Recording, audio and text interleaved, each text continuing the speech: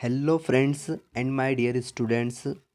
जैसा कि आप सभी को पता है कि हम एनएमएमएस की पूरी प्रिपरेशन हम यहाँ पर कर रहे हैं। मानसिक योग्यता मेंटल एबिलिटी जो टेस्ट है उसके भी वीडियोस मैंने इस चैनल पर डाली हुई है। तो आपने यदि वो नहीं देखी है तो आपको मैं यहाँ पर आई बटन दे रहा हूँ, यहाँ पर आप उसको क्लिक कीजिएगा। आप मेंटल एबिलिटी के क्वेश्चंस भी कर सकते हैं, वो क्लास भी आप कर सकते हैं, क्योंकि मेंटल एबिलिटी और स्कॉलिस्टिक एबिलिटी टेस्ट से दो क्वेश्चन पेपर आपके होंगे। एक तो मेंटल एबिलिटी का होगा और एक होगा स्कॉलिस्ट मतलब मानसिक योग्यता का एक क्वेश्चन पेपर होगा, और एक होगा शैक्षणिक योग्यता का। ठीक है, दो पेपर आपके होंगे, 1.5 घंटे के दो पेपर आपके होंगे। ठीक है, और हर एक प्रश्न के लिए आपको आपको 1 मिनट दिया जाएगा। हर एक प्रश्न के लिए आपको 1 मिनट यहाँ पर दिया जाएगा। ठीक है, तो आज हम शैक्षणिक योग्यता स्कॉलिस्ट एबिलिटी टेस्ट के महत्वपूर्ण प्रश्न करेंगे।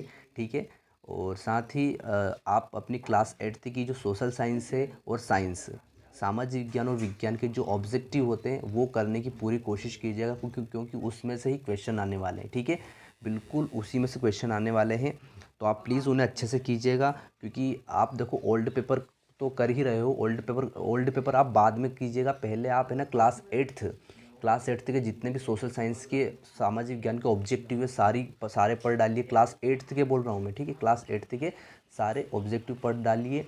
और उसके साथ ही साइंस विज्ञान जो है उसके ऑब्जेक्टिव जितने भी आपके पास है ऑब्जेक्टिव बुक में किताब में, वो सारे ऑब्जेक्टिव पढ़ डालिए, क्योंकि उसी में से आपको क्वेश्चन आने वाले हैं। ठीक है, यदि आपने उनको अच्छे से कर लिया ना तो आपके चांसेस है कि आपका सिलेक्शन हो जाएगा। ठीक है, तो आप ईमानदारी से कीजिएगा। ठीक है, और ओल्ड पेपर भी कीजिएगा। तो मैं आज आपको शैक्षणिक योग्यता के बहुत महत्वपूर्ण प्रश्न बताऊंगा। इससे आपको आइडिया ये होगा कि इस तरह के क्वेश्चन आते हैं एग्ज़ाम में, किस तरह से क्वेश्चन एग्ज़ाम में आते हैं, ये आइडिया आपको इसमें मिलेगा। ठीक है, और बहुत कुछ आपको इसमें सीखने को ज़रूर मिलेगा। ठीक है, तो लास्ट तक बने रहिएगा। और साथ ही यदि चैनल को सब्सक्राइब नहीं किया तो प्लीज़ चैनल को सब्सक्राइब भी कर लीजिएगा, क्योंकि मैं ऐसी वीडियोस प्रोवाइड करवाता रहता हूँ। क्लास 8th 9th और 10th की जितनी भी महत्वपूर्ण स्टडी होती है वो मैं इस चैनल पर लाता रहूँगा रोज़। बिल्कुल, तो आप बिल्कुल चैनल को सब्सक्राइब कर लीजिएगा, क्योंकि मैं क्लास 8th और 9th और 10th से रिलेटेड स्टडी लाता रहूँगा। ठीक है, हमेशा आपको एक वीडियो रोज़ मिलती रहेगी, आपको कुछ ना कुछ इस चैनल से बिल्कुल सीखने को नया कुछ मिलता रहेगा। ठीक है, चलो तो हम फर्स्ट क्वेश्चन देख रहे हैं यहाँ पर। ये मैं 2019-20 का पेपर लेकर आया हूँ आपके लिए, इसमें स्कॉलिस्ट हम करेंगे। ठीक है, चलो देखिएगा आगे। देखो friends and my dear students, first question हम करने जा रहे हैं शैक्षणिक योग्यता के स्कॉलिस्टिक एप्टीट्यूड टेस्ट, है ना। स्कॉलिस्ट एप्टीट्यूड टेस्ट हम करने जा रहे हैं, ध्यान से देखिएगा। साइंस के हम कर रहे हैं। तो वे प्रतिबिंब जिन्हें पर्दे पर प्राप्त किया जा सकता है को क्या कहलाते हैं? तो वास्तविक प्रतिबिंब कहलाते हैं। जिन्हें पर्दे पर हम प्राप्त कर सकते हैं वे वास्तविक प्रतिबिंब कहलाते हैं, और वे प्रतिबिंब जिन्हें हम पर्दे पर प्राप्त नहीं कर सकते वे क्या कहलाते हैं? वे आभासी प्रतिबिंब कहलाते हैं। जिन्हें पर्दे पर प्राप्त नहीं कर सकते वे आभासी प्रतिबिंब यहाँ पर कहलाते हैं। ठीक है, नेक्स्ट क्वेश्चन देख रहे हैं हम, ध्यान से देखिएगा। ध्वनि संचरित हो सकती है, मतलब ध्वनि कहाँ कहाँ पहुँच सकती है? तो ठोसों में भी पहुँच सकती है, द्रवों में भी पहुँच सकती है, और गैसों में भी ध्वनि पहुँच सकती है। ठीक है, ठोसों में कैसे? जैसे हम कोई ठोस वस्तु है, यदि हम उसको खटखटाएंगे तो उसमें साउंड होगा, एक ध्वनि उत्पन्न होती है। ठीक है, तो उसमें भी ध्वनि का संचरण हो रहा है। ठीक है, ध्यान रखिएगा। नेक्स्ट क्वेश्चन है सर्पी घर्षण। नेक्स्ट क्वेश्चन हमारे पास है सर्पी घर्षण स्थैतिक घर्षण से क्या होता है? सर्पी घर्षण स्थैतिक घर्षण से क्या होता है? ठीक है, तो सर्पी घर्षण कैसे होता है? सर्पी घर्षण जैसे कोई बेलन होती है, तो सर्पी घर्षण इस तरह से होता है, इस तरह से। जो जैसे सर्पी घर्षण जो जो जैसे हम बोलते हैं ट्रक के जो टायर होते हैं जो वो चलते हैं, तो उनमें भी क्या है? सर्पी घर्षण है। क्या है वो? सर्पी घर्षण, मतलब वो ऐसे वृत्ताकार रूप में वो घिसते हैं ना, तो घर्षण होता है। घिसने से क्या होता है? घर्षण तो होता है। स्थैतिक घर्षण जो किसी वस्तु के स्थिर होने से होता है। ठीक है, तो सर्पी घर्षण स्थैतिक घर्षण से क्या है? तो कम होता है। सर्पी घर्षण जो स्थैतिक घर्षण से क्या होता है? कम होता है, ये याद रखना है। ठीक है, नेक्स्ट क्वेश्चन है आंतरिक निषेचन होता है। तो आंतरिक निषेचन कहाँ होता है? फर्टिलाइजेशन कहाँ होता है? तो ये होता है मादा के शरीर में। कहाँ होता है? मादा के शरीर के अंदर जो है आंतरिक निषेचन होता है। ठीक है, नेक्स्ट क्वेश्चन है बहुत ही अच्छा क्वेश्चन है। रेड डाटा पुस्तक में क्या है, तो सभी संकटापन्न स्पीशीज रिकॉर्ड का रखा जाता है। सभी संकटापन्न स्पीशीज का रिकॉर्ड रखा जाता है, ठीक है, उनका रिकॉर्ड यहाँ पर रखा जाता है, ठीक है। नेक्स्ट देखते हैं आगे। सिंपल क्वेश्चन है, दहन के लिए वायु में आवश्यक है।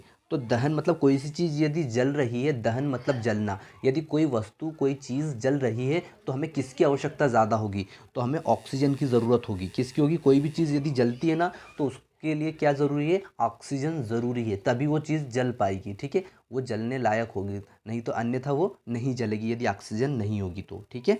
नेक्स्ट क्वेश्चन है 7, निम्नलिखित में से किसको पीटकर पतली चादर में बदला जा सकता है। मतलब किसको अच्छा पीटकर चद्दर या पतली चादर बनाया जा सकता है, तो फास्फोरस को जो पीटकर क्या बनाया जा सकता है, जिंक को पीटकर पतली चादर बनाया जा सकता है, ठीक है। नेक्स्ट क्वेश्चन है हमारे पास, यूरिया उर्वरक है। तो यूरिया जो है नाइट्रोजनी उर्वरक है। कौन सा उर्वरक है, नाइट्रोजनी उर्वरक यहाँ पर है, ठीक है। Next question 9th। Next question देखिए 9 नंबर का, निम्नलिखित में से कौन सा कारक जल की कमी के लिए उत्तरदायी नहीं है। मतलब जल की कमी के लिए वो उत्तरदायी यहाँ पर नहीं है। तो देखो अत्यधिक वर्षा कोई जल की कमी का उत्तरदायी नहीं है। अत्यधिक वर्षा होगी तो सही अच्छा ही होगा, है ना। इस क्वेश्चन को आप समझिएगा, ठीक है, 2 बार पढ़िएगा, सुनिएगा वो क्या पूछ रहा है ना, क्योंकि वो सिंपल क्वेश्चन है इसलिए। तो क्या आएगा, अत्यधिक वर्षा इसमें राइट आंसर यहाँ पर आएगा, ठीक है।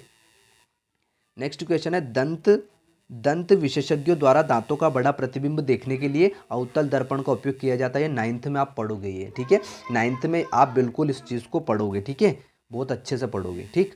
नेक्स्ट देखो आगे, अंतर्राष्ट्रीय अलवण जल वर्ष मनाया गया। तो अंतर्राष्ट्रीय जल अलवण कब मनाया गया, तो ये 2008 में 2008 में ये मनाया गया था, सेलिब्रेटेड किया गया था, ठीक है। नेक्स्ट देखो, नीला थोता का सूत्र क्या है। ये उत्कृष्ट जो मॉडल स्कूल के एग्जाम उसमें ये पूछा गया है कि नीला थोता का सूत्र क्या है। तो आप ये याद रखना, CuSO4 copper sulphate, CuSO4 copper sulphate, याद रखना CuSO4 कॉपर सल्फेट नीला थोता का सूत्र है, ठीक है। ये मॉडल स्कूल एग्जाम में भी पूछा गया है, ठीक है, तो याद रखिएगा। नेक्स्ट क्वेश्चन है, अमरबेल उदाहरण है, किसका है अमरबेल उदाहरण, तो परजीवी का, किसका है, परजीवी का, ठीक है। देखो मैं आपको बिल्कुल सही बता रहा हूँ, बिल्कुल जो एक्यूरेट आंसर है ना वही बता रहा हूँ। ऐसा नहीं कि मुझे वीडियो बनाना है यूट्यूब पर डालना है तो फटाफट कुछ भी कर दो, फटाफट साइन, ऐसा बिल्कुल नहीं है। बिल्कुल आप यदि आपको डाउट लगता है या आपको लगता है कि ये मैंने तो अलग पढ़ा है या हमारे सर ने इसको अलग पढ़ाया है ना, मैं थोड़ा सा अलग बता रहा हूँ, तो आप मुझे कमेंट बॉक्स में बिल्कुल बता दीजिएगा, ठीक है। बिल्कुल आप बता सकते हैं कि सर आप यहाँ पे थोड़ा सा गलत बता रहे हो, क्योंकि हमारे सर ने ऐसा बताया, हमारे टीचर ने ऐसा बताया, ठीक है। आप मुझे बिल्कुल कमेंट बॉक्स में बता दीजिएगा, ठीक है, यदि मैं कुछ भी गलत बताता हूँ तो, ठीक है। वैसे मैं बिल्कुल आपको सही कंटेंट देने की पूरी कोशिश करता हूँ, सही बिल्कुल एक्यूरेट एजुकेशन देने की पूरी कोशिश करता हूँ, ठीक है, क्योंकि आई लव एजुकेशन, ठीक है। तो देखते हैं नेक्स्ट क्वेश्चन, कार्बोहाइड्रेट है ना, कार्बोहाइड्रेट हो बनते हैं। तो कार्बोहाइड्रेट बनते किनसे बनते हैं, कार्बन से, हाइड्रोजन से और ऑक्सीजन से, ठीक है, कार्बन से, है ना, और हाइड्रोजन से और ऑक्सीजन से जो है क्या बनते हैं, कार्बोहाइड्रेट बनते हैं, ठीक है। नेक्स्ट क्वेश्चन है, निम्न में से कौन सा विकल्प उष्णकटिबंधीय क्षेत्र का सर्वश्रेष्ठ वर्णन करता है। मतलब उष्णकटिबंधीय क्षेत्र हम किसको कहते हैं, तो उसको कहते हैं जहाँ पर गर्म तापमान होता है, मतलब तापमान बहुत ज़्यादा होता है और हर चीज़ क्या होती है, शुष्क होती है, ज़मीन सूखी होती है, पेड़ पौधे भी सूखे हुए होते हैं, जैसे झाड़ियाँ होती हैं, ठीक है। तो गर्म और शुष्क जो प्रदेश रहते हैं उनको उष्णकटिबंधीय पर्णपाती वन में हम लेते हैं, ठीक है। नेक्स्ट क्वेश्चन है 16 नंबर का, मृदा में बड़े कणों का अनुपात अधिक होता है। कौन से कणों का अनुपात अधिक होता है, मतलब जो ऐसी कौन सी मृदा है जिसमें जो कण है उनका आकार क्या होता है, बड़ा होता है। तो कौन सी है, बालुई मृदा, ठीक है, बालुई मृदा। नेक्स्ट क्वेश्चन है, ये सबको पता होना चाहिए, बहुत ही अच्छा क्वेश्चन है, 9th में आपको काम आने वाला है, ये अभी से याद कर लो। निम्नलिखित में से कौन सा संबंध सही है, तो चाल बराबर दूरी बटे समय, चाल बराबर दूरी बटे समय, ये याद कर लेना, ठीक है, आपको 9th 10th में बहुत अच्छे से काम आएगा, साइंस में ही, ठीक है। नेक्स्ट क्वेश्चन है, पादप का जनन भाग कौन सा है। जो पौधे होते हैं वे किसी भी अन्य पौधे को जन्म कहाँ से देते हैं, इसका मीनिंग ये है। 18 नंबर का इसका मीनिंग है, जो पौधे होते हैं वे जन्म कहाँ से देते हैं, या वे किसी भी अन्य पौधे को कहाँ से जन्म देते हैं, तो वो पुष्प से होता है। उनका जन्म कहाँ से होता है, छोटे पौधे का जन्म पुष्प से होता है। पुष्प से क्या बनता है, बीज बनता है ना, क्या बनता है, बीज। ठीक है, नेक्स्ट क्वेश्चन है, जल और पोषक तत्वों के परिवहन के लिए पादपों में जो संवहन होता है ऊतक, उसे क्या कहते हैं, जो संवहन ऊतक है उसे क्या कहते हैं, तो उसे जाइलम कहते हैं। ये भी आप 9th में पढ़ोगे, ये भी आपको 9th में पढ़ने को मिलेगा। ठीक है, जाइलम होता है, क्या होता है, जाइलम। ठीक है, जल और पोषक तत्वों के परिवहन के लिए जो जल होते हैं और जो पोषक तत्व होते हैं वो पेड़ पौधों में क्या करते हैं, संवहन जो ऊतक है उन्हें क्या करता है, ले जाता है ऊपर, उनको सभी को पहुंचाता है। तो जाइलम ऊतक होता है जो नीचे से जड़ों से क्या करता है, जल लेता है, पोषक तत्व लेता है और पेड़ पौधों के सभी अंगों तक पहुंचाता है, जाइलम ऊतक। और फ्लोएम का क्या करता है, फ्लोएम जो पत्तियों द्वारा जो भोजन बनता है ना, पत्तियों द्वारा जो भोजन बनता है उसको फूड जो बनता है भोजन, वो पेड़ पौधों के पूरे भाग में पहुंचाता है। कौन, फ्लोएम। ठीक है, तो फ्लोएम क्या पहुंचाता है, फ्लोएम भी इसमें ऑप्शन आया। तो फ्लोएम जो है वो पत्तियों द्वारा जो भोजन बनता है उसको सभी प्रकाश संश्लेषण की प्रक्रिया द्वारा जो पौधों में भोजन बनता है उसको सभी जगह वो पहुंचाता है। कौन, फ्लोएम। और जाइलम क्या पहुंचाता है, जल को और पोषक तत्वों को। ठीक है, दो ये याद रखना, बहुत ही आपको 9th में आगे काम आएगा। ये इतनी 2 लाइन आप याद रख लेना प्लीज़। ठीक है, ताकि आपको 9th में ये थोड़ा सा अजीब सा ना लगे। ठीक है, चलो देखते हैं आगे। नेक्स्ट क्वेश्चन है, परिसंचरण की खोज की थी। तो रक्त परिसंचरण की खोज किसने की थी, ब्लड सर्कुलेशन की खोज किसने की थी, विलियम हार्वे ने। किसने की थी, विलियम हार्वे ने रक्त परिसंचरण की खोज की थी। ठीक है, नेक्स्ट क्वेश्चन है, बहुत ही सिंपल क्वेश्चन है ये। झंझा का नेत्र कहते हैं, तो झंझा का नेत्र किसे कहते हैं, चक्रवात का केंद्र। चक्रवात का केंद्र, झंझा का नेत्र कौन सा है, चक्रवात का केंद्र। ठीक है, नेक्स्ट क्वेश्चन है, खाने के सोडे के रूप में उपयोग किया जाता है। तो खाने के सोडे का जो सूत्र है वो याद रखना, sodium by carbonate, NHCO3, sodium by carbonate. ठीक है, खाने ये आपसे पूछ सकते हैं एग्जाम में। ठीक है, मॉडल स्कूल के एग्जाम में और इस एग्जाम में भी ये पूछ सकते हैं कि खाने के सोडे का सूत्र या सोडियम बाई कार्बोनेट का रासायनिक सूत्र। तो NHCO3। ठीक है, sodium by carbonate. Next question हमारे पास है, लाइकेनों से निष्कर्षित किया जाता है। तो लाइकेनों से क्या सूचक निष्कर्षित किया जाता है, क्या किया जाता है, इंडिकेटर या सूचक निष्कर्षित किया जाता है। ठीक है, नेक्स्ट क्वेश्चन है, निम्न में से किससे ऊन प्राप्त नहीं होती है, जो किससे ऊन प्राप्त नहीं होती है ना। तो इसमें किससे ऊन प्राप्त नहीं होती है, तो ध्यान रखिएगा, किससे, याक से भी होती है, ऊँट से भी होती है, बकरी से भी होती है, घने बाल वालों कुत्ते से प्राप्त नहीं होती। ठीक है, याद रखना, घने जो बाल वाला कुत्ता होता है उससे ऊन प्राप्त नहीं होती है। ठीक है, नेक्स्ट क्वेश्चन हमारे पास है, पित्त रस संग्रहित होता है, मतलब पित्त जो रस है वो हमारे शरीर में कहाँ पर होता है, आंतरिक जो बॉडीज हमारी जो होती है उसमें कहाँ पर होता है, तो पित्ताशय में होता है। कहाँ पर, पित्त रस पित्ताशय में होता है। ठीक है, पित्ताशय में होता है। नेक्स्ट क्वेश्चन है, 26 नंबर का क्वेश्चन है हमारे पास, सूखे पौधों की डंडियों से अन्य कणों या अनाज को पृथक करना। जैसे गेहूं हम करते हैं ना, तो वो थ्रेशिंग कहलाता है। जो गेहूं को हम निकालते हैं ना, तो गेहूं क्या कहलाता है, थ्रेशिंग कहलाता है। जो गेहूं के जो हम हार्वेस्टिंग से मशीन से निकालते हैं तो क्या कहलाता है, वो थ्रेशिंग कहलाता है, कि हम उसको थ्रेशिंग कर रहे हैं, उसकी क्या कर रहे हैं, थ्रेशिंग। ठीक है, नेक्स्ट क्वेश्चन है, परागकणों का वर्तिकाग्र, जो परागकण होते हैं, परागकणों का, ये भी आप 9th में बिल्कुल अच्छे से पढ़ने को आपको मिलेगा। ठीक है, परागकणों का वर्तिकाग्र पर स्थानांतरण कहलाता है। जो परागकण होते हैं, जो पौधा, जैसे ये पौधा है हमारा, ये मान लो कमल का फूल है, यहाँ पर गुड़हल का फूल है, आप ये समझो गुड़हल का फूल है। अब यहाँ पर कुछ ऐसे बने होते हैं। ठीक है, तो अब यहाँ से यहाँ परागकण होते हैं तो वो यहाँ पर आते हैं, ये इसको बोलते हैं वर्तिकाग्र। क्या बोलते हैं, वर्तिकाग्र। तो परागकण होते हैं जो वर्तिकाग्र पर वो आते हैं। ठीक है, तो स्थानांतरण होते हैं, यहाँ से कहाँ आते हैं, यहाँ छोटे छोटे कण जो होते हैं किसके द्वारा आते हैं, वो भंवरों के द्वारा, तितलियों के द्वारा। अब तितलियाँ यहाँ बैठती हैं और फिर यहाँ बैठ जाती है अचानक से, है ना, यहाँ बैठ जाती है। ठीक है, तो उसकी वजह से परागकण यहाँ आ जाते हैं वर्तिकाग्र पर। तो इसको क्या कहते हैं, तो इसको क्या कहते हैं हम, परागकण कहते हैं। क्या कहते हैं, परागण की क्रिया कहते हैं इसे। ठीक है, नेक्स्ट क्वेश्चन हमारे पास है 28, निम्नलिखित में से कौन सा वक्तव्य सही नहीं है। तो कौन सा सही नहीं है, तो ये वाला सही नहीं है। क्यों नहीं है, क्योंकि वन में पादप और जंतु एक दूसरे पर निर्भर नहीं होते हैं, यहाँ ऐसा लिखा है, जबकि निर्भर होते हैं। ठीक है, तो यहाँ पे हमसे पूछा था कौन सा गलत है, तो ये गलत है, ये रॉन्ग है। ठीक है, नेक्स्ट क्वेश्चन, बेरी बेरी, ये भी जो है मॉडल स्कूल के एग्ज़ाम में, एंट्रेंस एग्ज़ाम में पूछा गया है। बेरी बेरी नामक रोग होता है किसकी कमी से होता है, तो यहाँ पे आपका राइट आंसर होगा विटामिन बी की कमी से बेरी बेरी रोग होता है। ठीक है, नेक्स्ट क्वेश्चन हमारे पास है, इस प्रकार की जड़ तंत्र में सभी जड़ें एक जैसी दिखाई देती हैं। तो किस प्रकार की जड़ तंत्र में सभी जड़ें एक जैसी दिखाई देंगी, तो मूसला जो जड़ होती हैं, मूली गाजर जो होती है, इन जड़ों में क्या होता है, ये इनकी जड़ तंत्र में सभी जड़ें एक जैसी दिखाई देती हैं। ठीक है, नेक्स्ट क्वेश्चन बहुत ही अच्छा क्वेश्चन है, गर्दन और सिर को जोड़ने वाली जो संधि होती है, गर्दन और जो सिर का जो जोड़ होता है या संधि होती है, जो जोड़ होता है, उसे क्या कहते हैं, तो उसे हीज संधि कहते हैं। क्या कहते हैं, हीज संधि कहते हैं। अच्छा क्वेश्चन है। ठीक है, यह एक रासायनिक परिवर्तन है, तो कौन सा रासायनिक परिवर्तन है, सबको पता है, जंग लगना जो है वो क्या है, रासायनिक परिवर्तन है। तो भौतिक परिवर्तन क्या क्या है वो आप समझ लो, कपड़ा सिलकर शर्ट बनना, ये भौतिक परिवर्तन है। गुब्बारे से हवा निकलना, ये क्या है, भौतिक परिवर्तन है। कागज को मुड़ना, ये भी क्या है, भौतिक परिवर्तन है। दोनों आपको पता होना चाहिए। ठीक है, नेक्स्ट क्वेश्चन है, दहन एक क्रिया है, तो दहन एक ऑक्सीकरण क्रिया है। कौन सी क्रिया है, ऑक्सीकरण। क्यों, क्योंकि इसमें ऑक्सीजन की हमको ज़रूरत पड़ती है, किसी भी चीज़ को दहन मतलब जलने के लिए ऑक्सीजन की ज़रूरत पड़ती है, तो ये ऑक्सीकरण क्रिया कहलाती है। ठीक है, नेक्स्ट क्वेश्चन है, उच्छ्वसन के समय पसलियाँ क्या करती हैं, तो उच्छ्वसन के समय पसलियाँ ऊपर की ओर गति करती हैं। कहाँ करती है, ऊपर की ओर वो गति करने लगती हैं। ठीक है, नेक्स्ट क्वेश्चन है 35, लोहे पर जिंक की परत चढ़ाने का प्रक्रम क्या कहलाता है। ये क्वेश्चन भी मॉडल स्कूल में पूछा गया है। अच्छा क्वेश्चन है, लोहे पर जो है वो जिंक की परत यदि चढ़ा दी जाती है तो उसको क्या कहते हैं।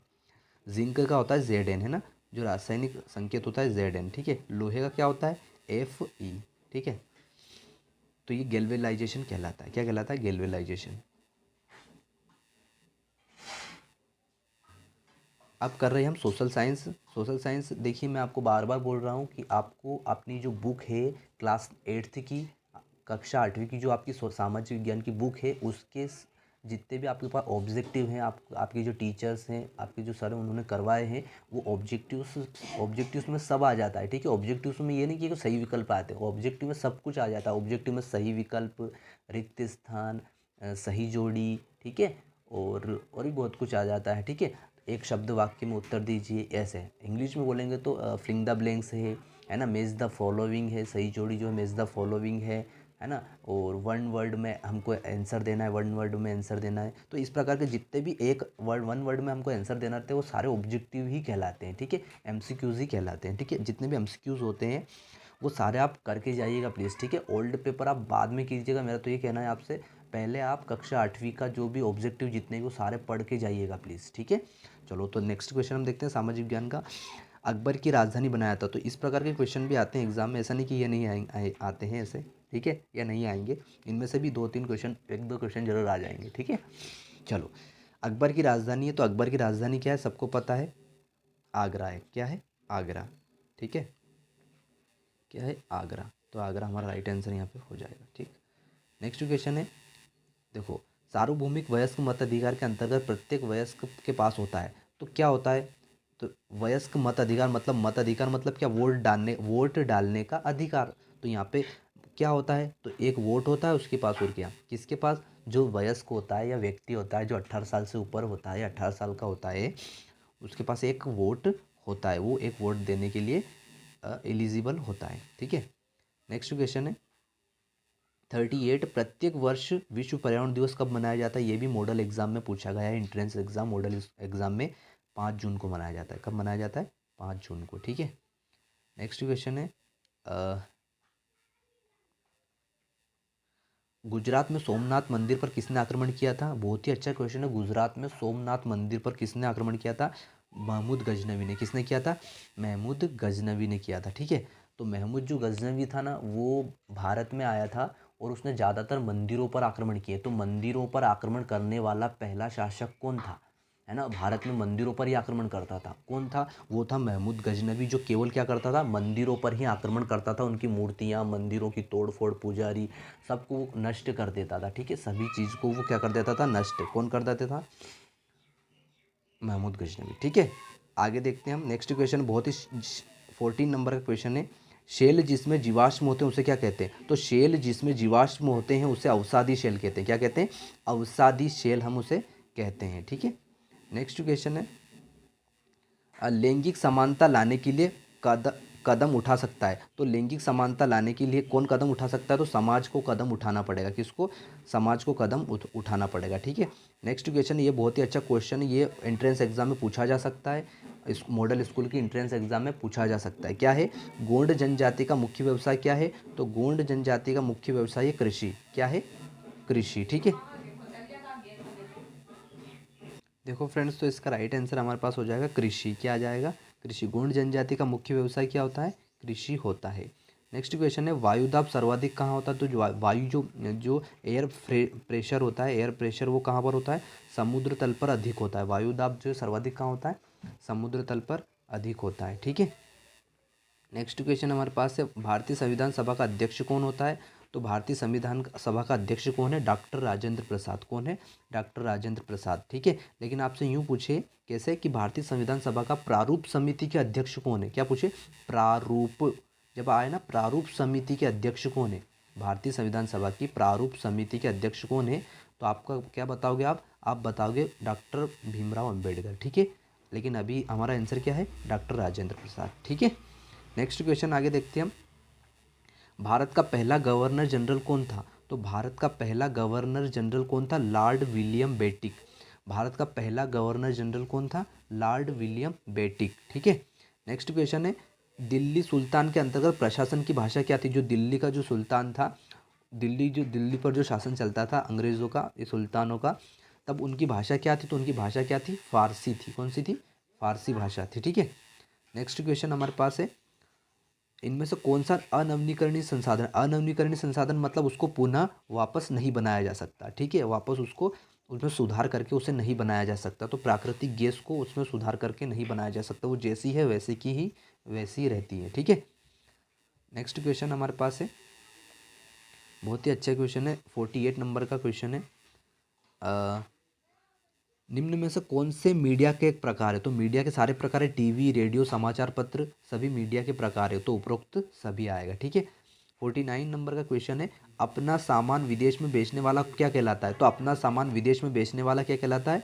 मैन्युफैक्चरर्स कहलाता है, उत्पादक कहलाता है। इंग्लिश में कहते हैं मैन्युफैक्चरर्स। ठीक है, क्या कहते हैं? मैन्युफैक्चरर्स। ठीक, नेक्स्ट क्वेश्चन है, बहुत ही अच्छा क्वेश्चन है, मुगल साम्राज्य का संस्थापक किसे माना जाता है? तो याद रखना, मुगल साम्राज्य का संस्थापक बाबर को माना जाता है। किसको माना जाता है?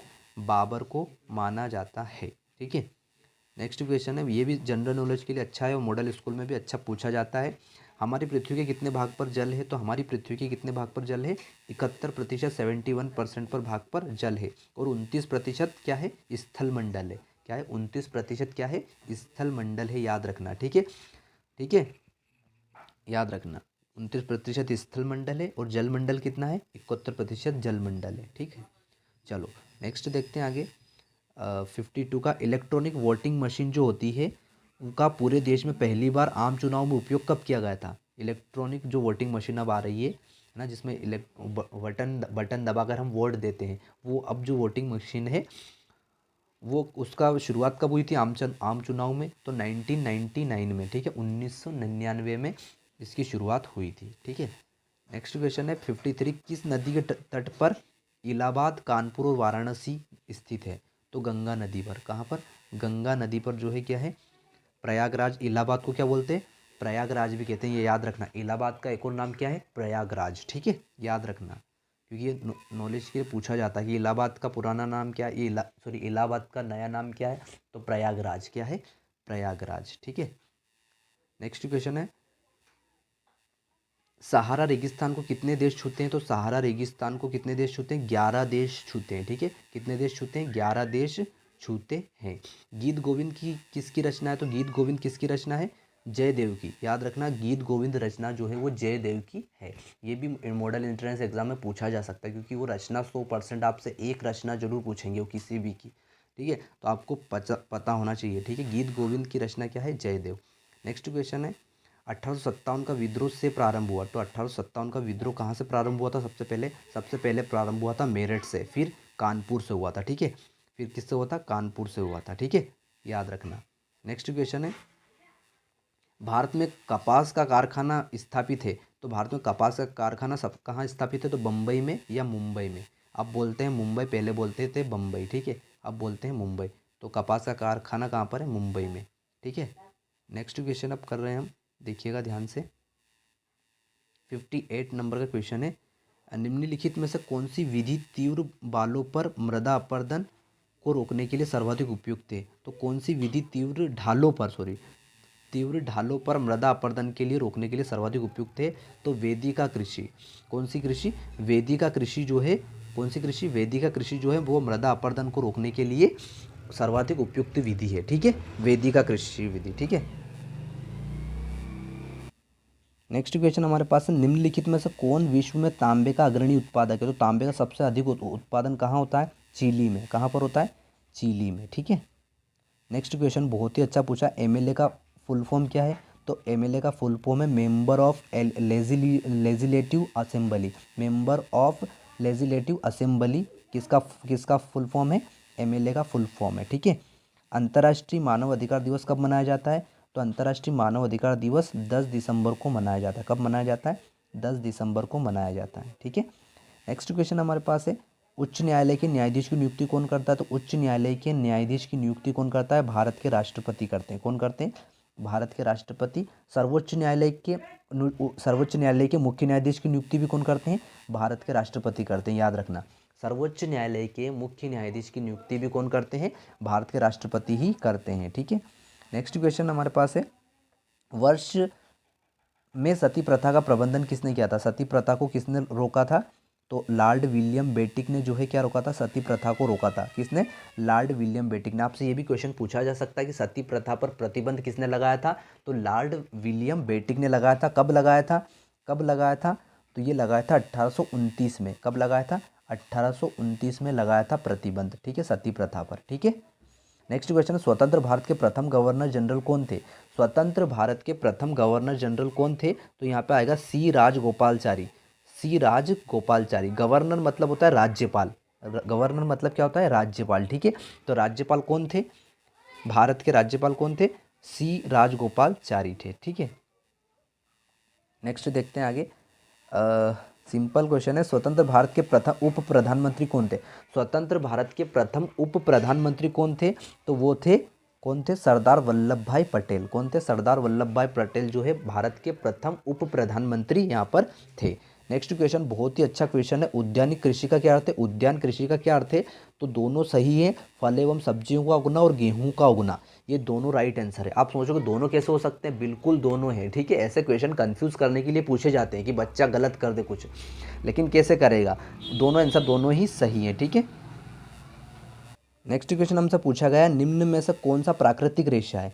तो प्राकृतिक रेशा कौन सा है? नायलॉन है। नायलॉन जो प्रकृति द्वारा दिया जाता है, लाया जाता है, ठीक है, नायलॉन, ठीक है। नेक्स्ट क्वेश्चन है जनसंख्या के हिसाब से भारत में विश्व में कौन सा स्थान है? तो 7वां। कौन सा स्थान है? 7वां स्थान है। और क्षेत्रफल की दृष्टि से भारत का कौन सा स्थान है? आप मुझे कमेंट बॉक्स में बताइएगा, ठीक है। क्षेत्रफल की दृष्टि से भारत का विश्व में कौन सा स्थान है? क्षेत्रफल की दृष्टि से। यहाँ पर पूछा था जनसंख्या की दृष्टि से। मैं आपसे क्वेश्चन पूछ रहा हूँ कि भारत का विश्व में क्षेत्रफल की दृष्टि से कौन सा स्थान है, ठीक है। आप मुझे कमेंट बॉक्स में ज़रूर बताइएगा, ठीक है। इसका आंसर ऑप्शन आपके पास ये रहे, इन ऑप्शनों में से बता देना, ठीक है, उसका आंसर, ठीक है। इसी में उसका आंसर छुपा है, ठीक। चलो, FIR का से आप क्या समझते हैं? FIR का फुल फॉर्म क्या है? First information report. First information report, या इसको ऐसे बोलते हैं फर्स्ट इन्वेस्टिगेशन। इन्वेस्टिगेशन भी बोलते हैं, आर से हो जाएगा रिपोर्ट। इन्वेस्टिगेशन भी बोलते हैं और इन्फॉर्मेशन भी कह सकते हैं, ठीक है। आई से इन्फॉर्मेशन भी कह सकते हैं और इन्वेस्टिगेशन भी कह सकते हैं, ठीक है, दोनों सही हैं, ठीक है।